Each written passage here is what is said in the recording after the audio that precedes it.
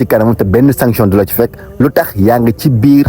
juma te biir juma kat dafa amee leer maanaam juma bi nga xam ne dañ ko reconnaître yàlla na nga ni lii masajidillah la juma jooju noonu dafa am benn leer bu ñuy wax uluhiyatul jamal la xam ne leeru yonent bi la moo fa représenté yàlla subhanahu wa taala juma jooju mooy juma bu ñu reconnaître te sa fekkee nag boo nekk ci biir juma ji mun nañ wax ni yaa ngi ci biir leer gi donc sa connexion direct lay nekk ba amee ku nga xam ne jaar na sa kanam loolu yàqul sa julli waaye tamit ki jaar sa kanam kooku duñ ko sanctionné waaye nag man